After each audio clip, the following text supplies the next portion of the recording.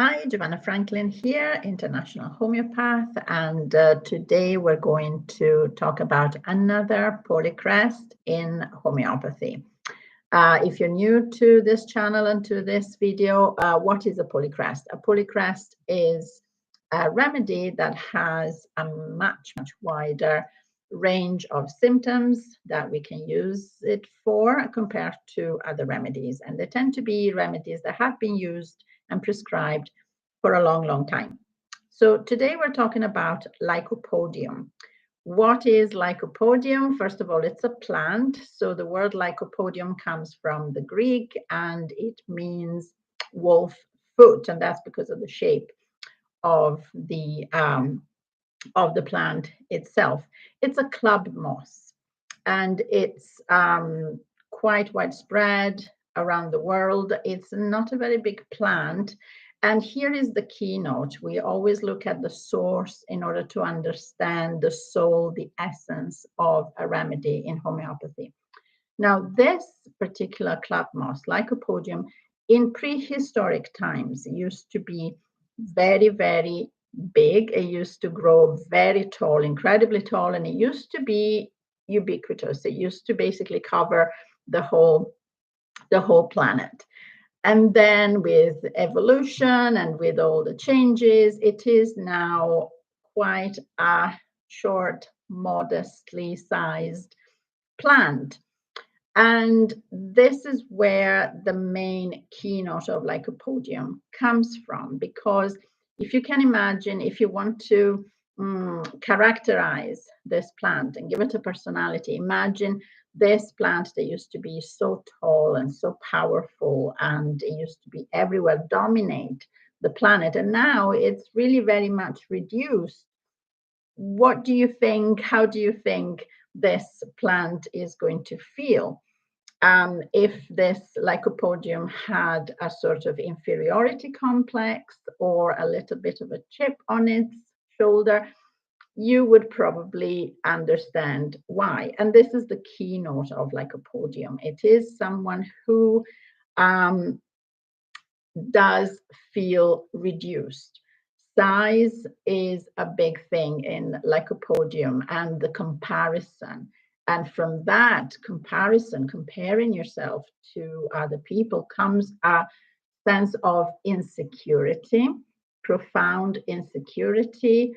And a way to compensate this sense of insecurity is by acting big. And so Lycopodium has this polarity of what has been described as cowardice.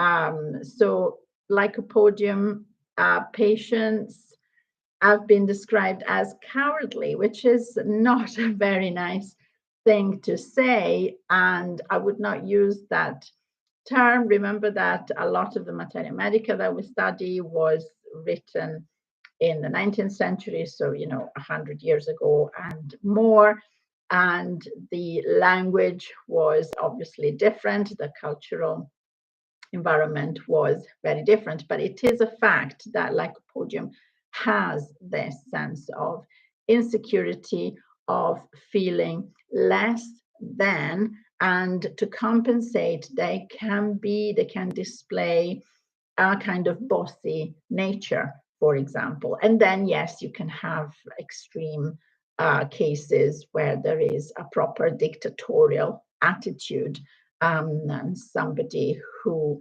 wants to dominate others and acts in a not very, let's say, democratic way. But these are extreme cases, but I just wanted to give the keynotes of this remedy.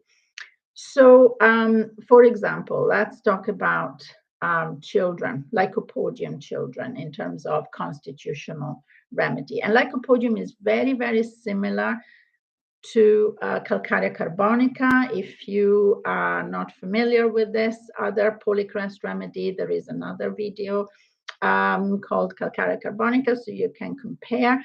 And in fact, Lycopodium is a complementary remedy to Calcarea carbonica.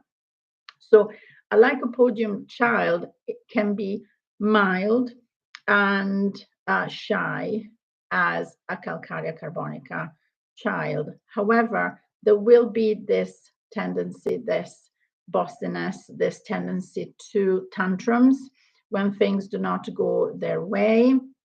They do have a big sweet tooth, just like calcarea carbonica. They like sweets, they like carbs, and which aggravate. Lycopodium has an affinity with the digestive system that we will see in a minute.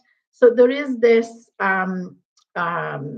polarity. You can see that already in the child between being bossy, between this bravado, doing things, dangerous things to show their friends, for example, that they are very brave, they are fearless, and then at the same time they can be very timid, they can be very shy, particularly when it's about trying new things, going to nursery for the first time. There's a big attachment issue, or going to school or changing school. So there is a lot of fear and insecurity. And at the same time, then you see this other side, which is this bravado, this bossiness, and also this tendency to wanting things their way. However, the way to spot lycopodium in children, when I treat children, and usually the parents are complaining that the child is incredibly tantrumy, they scream and they shout when they don't get their own way. But then when they go to school, for example, and they may have a particularly strict teacher or a strict authority figure. It can be a grandparent or anybody else around their sphere. With that particular person, the lycopodium child will be absolutely perfect. You won't see any carry on with the lycopodium child when they meet somebody who exercises or exudes or portrays authority, because they will be scared. So they're scared of authority, but they will try to push their luck if they think they can get away with it. In other words, if they sense weakness in somebody else, and that can be your parents, because your parents are tired and they don't have the strength to argue, and you know, the pester power of the child keeps pestering and pestering, they give in.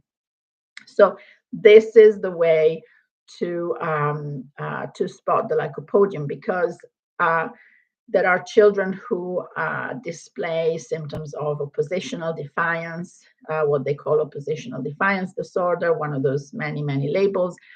They will be fearless. They will not care if they find a particularly strict teacher or whoever it is. They will carry on regardless. Whereas a lycopodium child will feel like they've been put in their place and they will behave.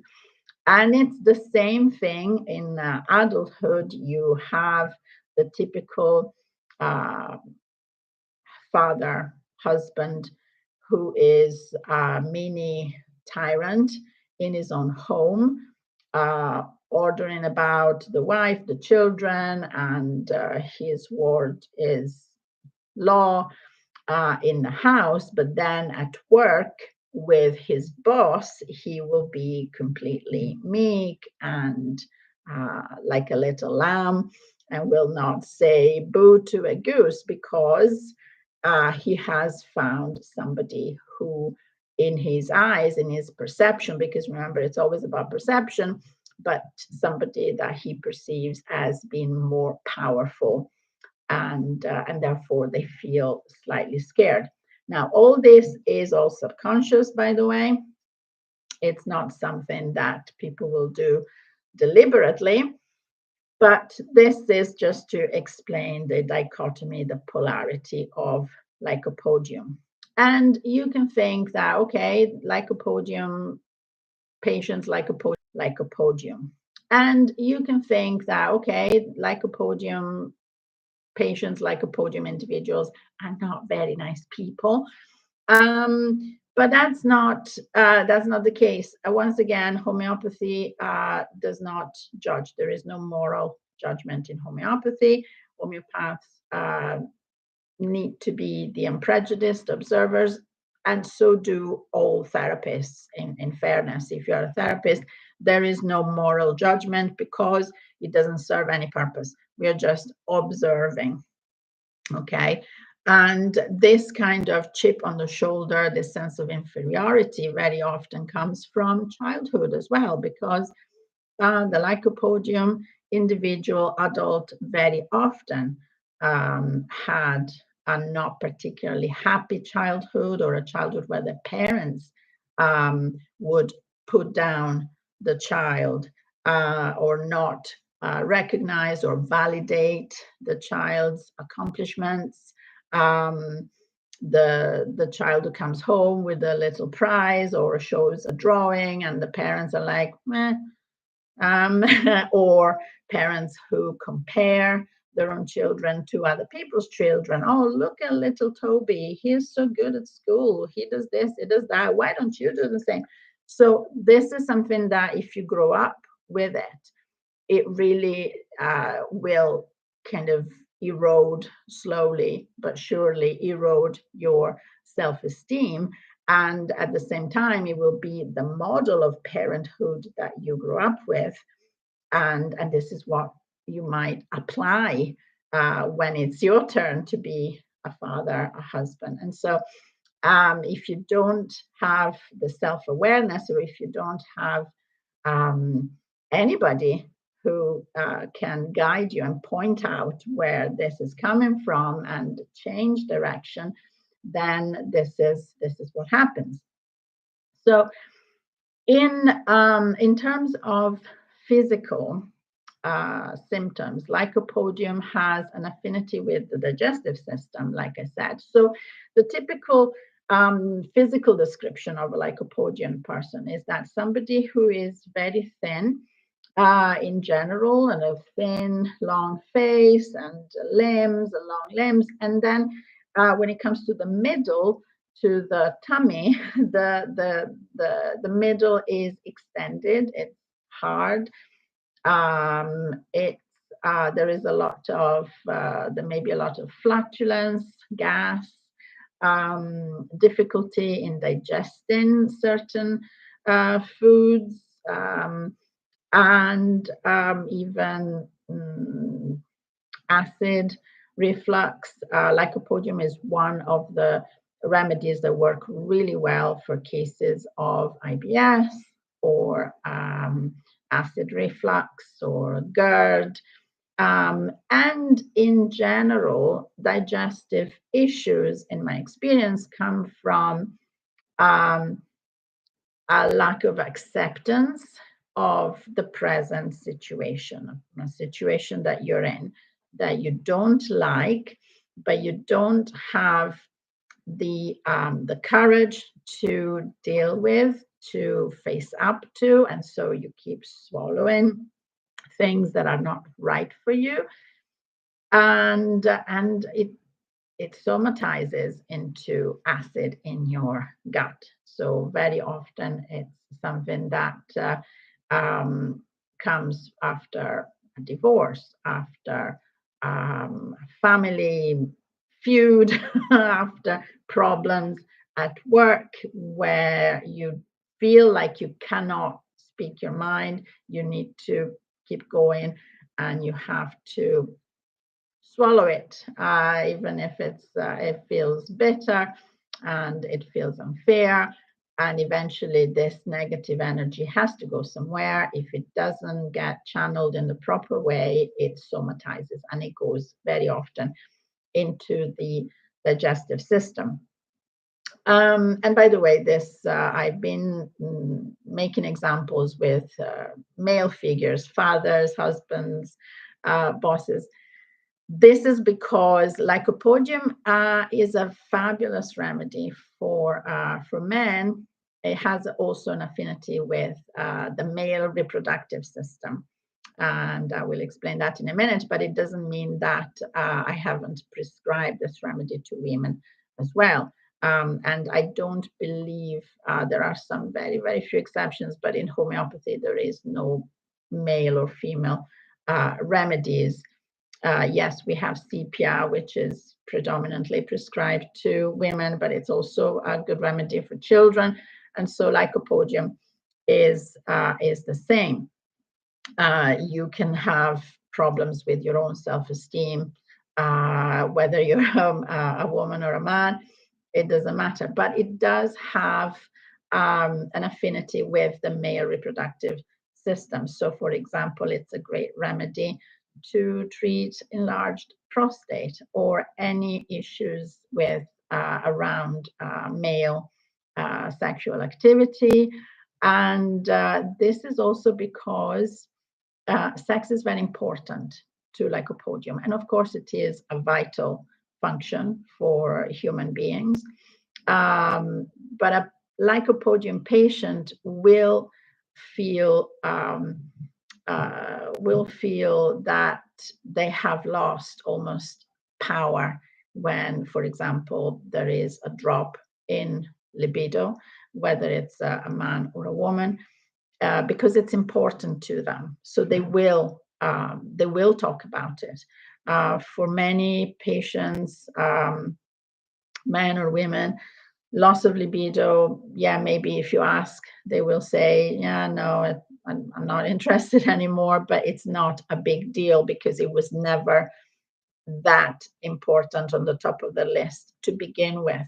But for lycopodium, sexuality is a way to express themselves, of course, like for everybody else. It's also a way to feel the power, the vitality. So losing that is really a big deal for a lycopodium, and it will cause depression.